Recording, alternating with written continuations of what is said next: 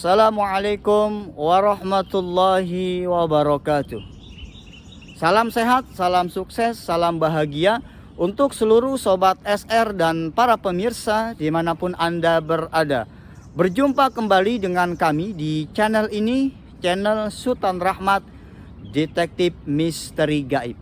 Ingat, yang kami cari adalah sebuah kebenaran, bukan pembenaran. Yang kami buktikan adalah dalil, bukan sekedar berdalih. Yang kami kemukakan adalah argumen, bukan sentimen. Dan pada kesempatan yang berbahagia ini, kami kembali hadir di hadapan para sobat dan para pemirsa untuk berbagi pengetahuan tentang dunia metafisika.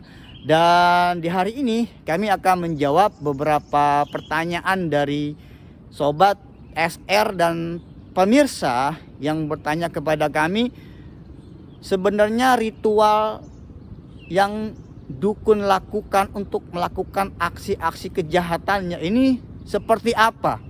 Sebelum kami menjawab pertanyaan beberapa sobat SR dan pemirsa, kami ingin mengingatkan kembali, ketika kami memberikan pengetahuan tentang dunia metafisika, bukan berarti para pemirsa dan para sobat untuk dapat mempraktekannya. Justru kami melarang hal-hal yang buruk, hal-hal yang tidak dibenarkan oleh agama.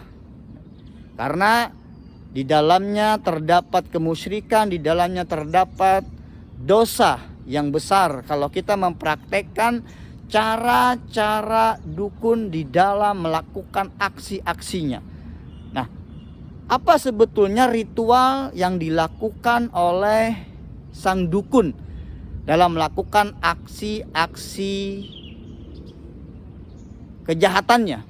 Contohnya seperti melakukan santet, sihir, atau yang lain-lainnya.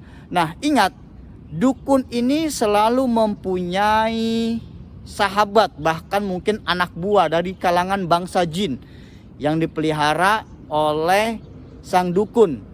Nah, biasanya kalau sang dukun ini mempunyai pasien yang datang ke hadapannya untuk meminta melakukan sesuatu perbuatan jahat, ini sang dukun biasanya akan melakukan ritual, entah itu di siang hari, entah itu di malam hari, tapi terkadang lebih dominan dan lebih banyak melakukan ritualnya di malam hari, yaitu ritual untuk pemanggilan bangsa jin.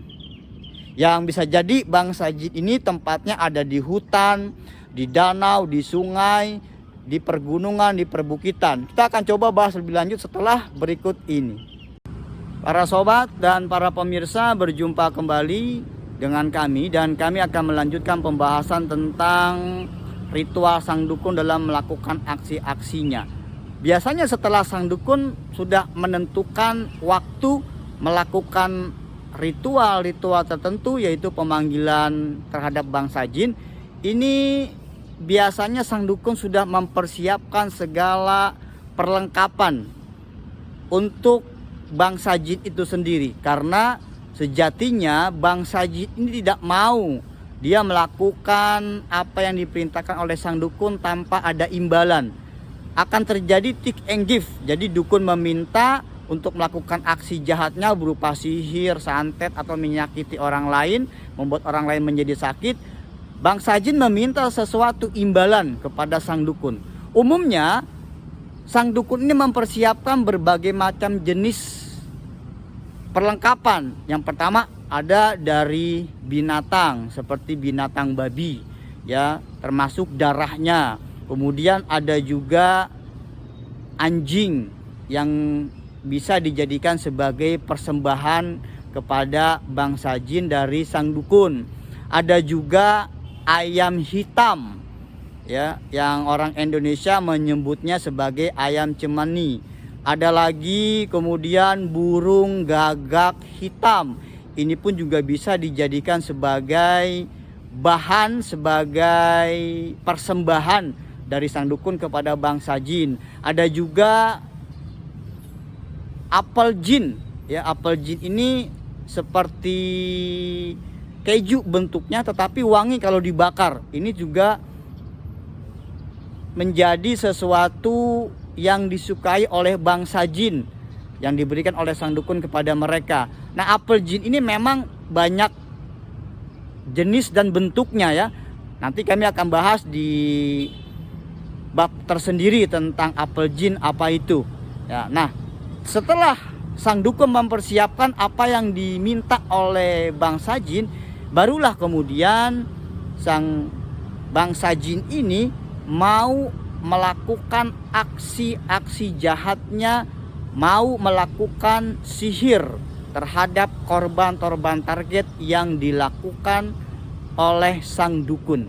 Nah, nanti sang dukun biasanya juga sudah mempunyai foto atau benda-benda yang diambil yang sudah berada di tangan sang dukun. Nah, dari situlah kemudian terjadilah perbuatan sihir, aksi jahat dari sang dukun melalui perantara bangsa jin. Ingat para sobat dan para pemirsa, kesesatan itu terjadi bukan hanya karena minimnya pengetahuan di dalam diri kita, tapi juga karena minimnya iman di dalam jiwa kita. Selamat beraktivitas, senantiasa memohon pertolongan hanya kepada Allah. Wassalamualaikum warahmatullahi wabarakatuh.